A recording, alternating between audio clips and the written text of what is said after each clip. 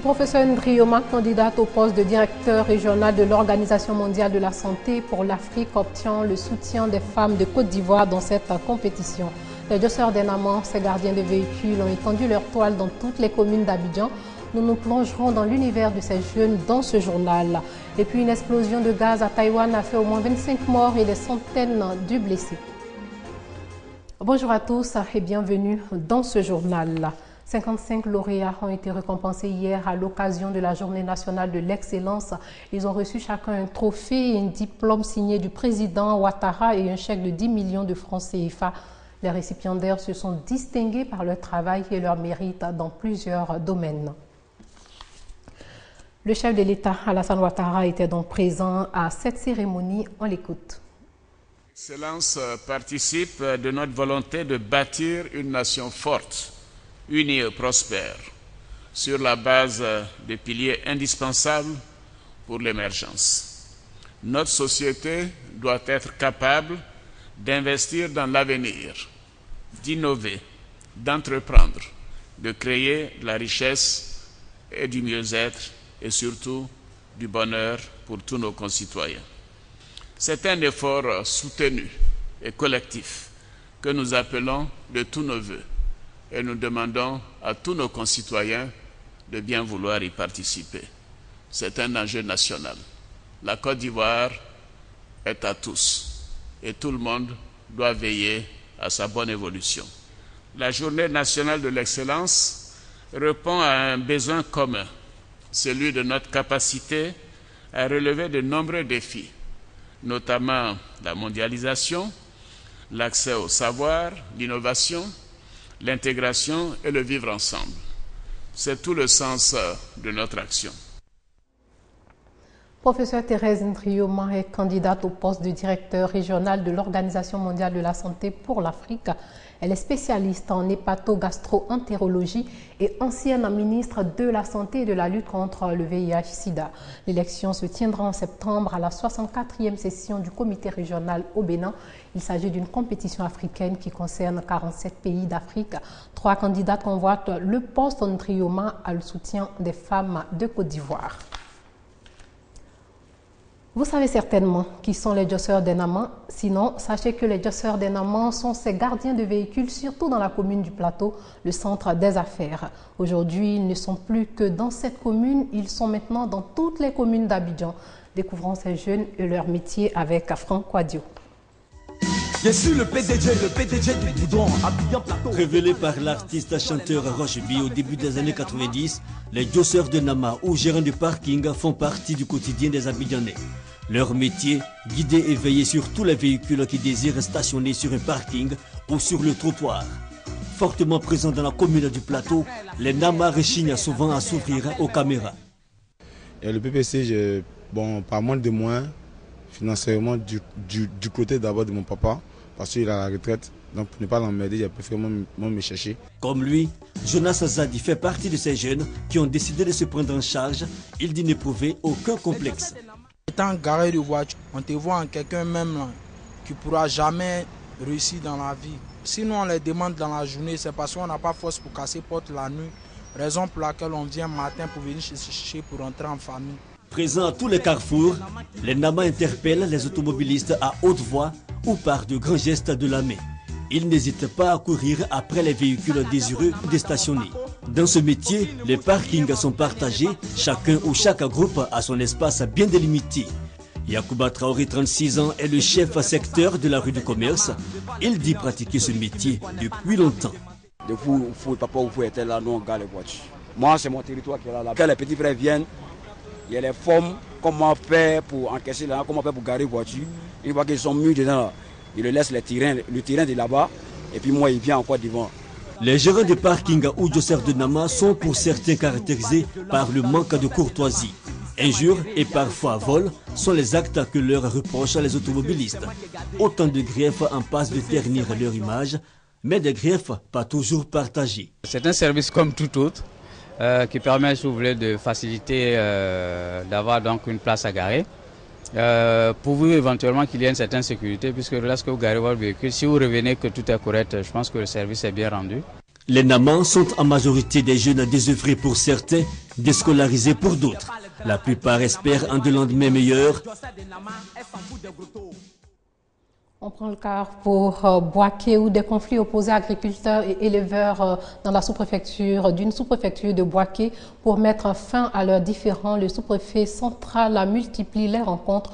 Les deux camps sont prêts à enterrer la hache de guerre et sont disposés à se faire identifier. Kader Sawadogo nous en dit plus. Les éleveurs de la sous-préfecture de Boaké face au sous-préfet central de la localité. 2 points à l'ordre du jour. Identification des éleveurs et l'arrêt de l'errance des animaux à la base des conflits entre agriculteurs et éleveurs. À titre de rappel, les chefs traditionnels de Boaké ont accepté de céder des terres pour parquer les bêtes. Une décision trouvée judicieuse par les éleveurs. On remercie le sous-préfet d'avoir pris cette initiative. Si on arrive à avoir ça, vraiment ça sera très bien. Nous sommes très heureux parce que les chefs des villages ont pu accepter de nous donner ça là, on les remercie infiniment. Parce que c'est eux qui sont les propriétaires terriens. Un éleveur, il n'a pas propriétaire de terrien. Donc sans qu'eux, ils nous donnent la place pour qu'on fait, ou bien des places pour faire l'élevage, on ne pourra pas. Donc on les remercie beaucoup. Pour le sous-préfet central de Boaké, les éleveurs composés en majorité de Peuls ne doivent pas rester en marge à des efforts consentis pour le retour de notre pays dans le Conseil des Nations. Les Ivoiriens ont besoin de vivre en paix avec eux. C'est la cohabitation que nous recherchons, la paix. Donc il faut que nos frères Peuls, s'ils sont vraiment victimes d'une situation qu'ils trouvent injuste, qu'ils viennent rencontrer les autorités pour discuter. Dans les jours à venir, des équipes mises en place par la sous-préfecture de Boaké vont sillonner plusieurs localités pour l'identification des éleveurs et de leurs bouviers. Hors de chez nous, au Libéria, un médecin d'une ONG américaine et sa collègue ont été contaminés par le virus Ebola. Ils sont actuellement en quarantaine et traités à l'hôpital de Monrovia. Le médecin a 33 ans, il était en mission humanitaire dans le pays.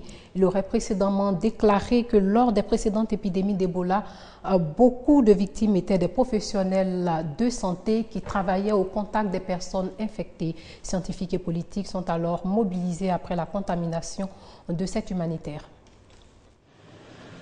Face à l'épidémie d'Ebola, les États-Unis se mobilisent car 2 Américains sont atteints par le virus. Un médecin et sa collègue ont contracté la maladie au Libéria.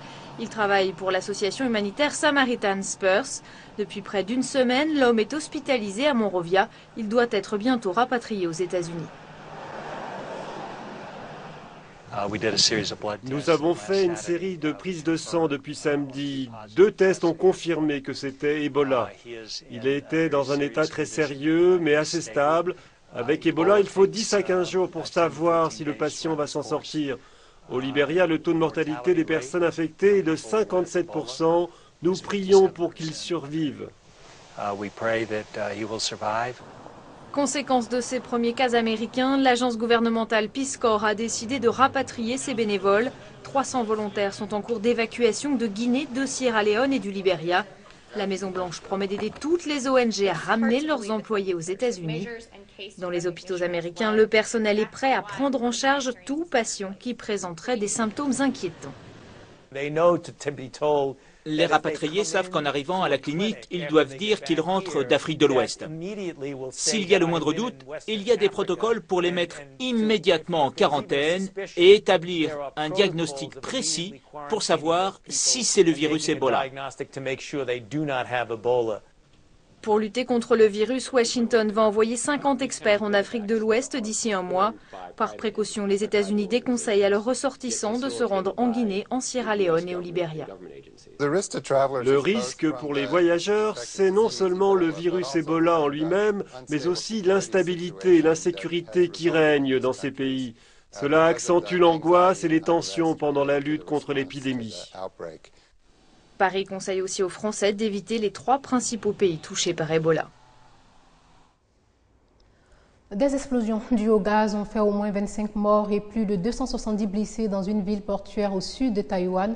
Ces explosions ont détruit des routes. Une rue a été éventrée par les déflagrations qui ont creusé un profond sillon dans lequel sont tombées voitures et véhicules de secours. C'était comme un bombardement. Les témoignages décrivent des scènes de guerre, alors que les vidéos amateurs et les caméras de surveillance montrent l'événement sous tous les angles. Les explosions de gaz hier dans la ville de Kaohsiung à Taïwan ont dévasté un quartier entier. Elles ont éventré la chaussée, projetant les véhicules et leurs passagers sur plusieurs mètres. Les premières victimes ont été évacuées par des habitants et la police sur des brancards de fortune avant l'arrivée des ambulanciers et des pompiers. Des secouristes qui eux-mêmes se comptent parmi les victimes. Les blessés ont été transportés d'urgence dans les hôpitaux de la ville, la plupart pour brûlures graves. Ils sont près de 300 alors que le nombre de morts est pour l'instant établi à 25. Ce matin, des images aériennes montraient un immense cratère tout le long d'une canalisation. Les autorités affirment que les causes de la fuite de gaz à l'origine des explosions ne sont pas connues. Elles ont dépêché 1400 soldats pour aider les secouristes à retrouver d'éventuels rescapés et détecter d'autres fuites. Plus de 1100 habitants du quartier ont trouvé refuge dans des écoles. Et puis l'imam de la plus grande mosquée de la Chine a été assassiné. 2 des présumés assassins ont été tués par les forces de police et le dernier capturé. Les 3 hommes auraient agi sous l'effet d'une influence religieuse. Il était à la tête de la plus grande mosquée de Chine. L'imam Tahir a été assassiné mercredi à Kashgar, dans la région musulmane du Xinjiang. 2 des assassins présumés ont été abattus par la police. Le 3e a été capturé. Les suspects portent des noms à consonance ouïghour, la première ethnie de la région, en partie hostile à la tutelle de Pékin. L'imam s'était toujours montré critique à l'égard des violences commises par les Ouïghours. Toujours en Chine, au moins 65 personnes ont trouvé la mort dans l'explosion d'une usine. Aujourd'hui même, dans l'est du pays, 150 autres personnes sont blessées. Voilà, c'est sur cette information que s'achève ce journal. Merci de l'avoir suivi et portez-vous bien.